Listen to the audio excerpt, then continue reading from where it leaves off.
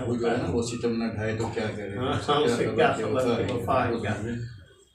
तू उसी को प्यार करे है क्यों, ये कलीम तुझको हुआ है क्या। ये लाल किले में उन्होंने पढ़ी थी और इंदिरा गांधी की मौजूदगी में। इमरजेंसी का जमाना था, खुद उन्होंने बताया पूरी तारीख।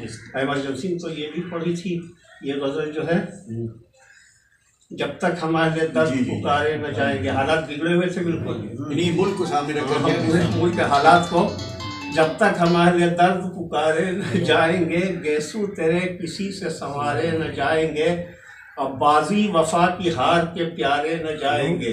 तो गिरफ्तार कर लिया था ना पूरे हिंदुस्तान के तमाम सेकुलर लोगों को, बड़े बड़े कायदीन को, सबको गिरफ्तार कर लिया था।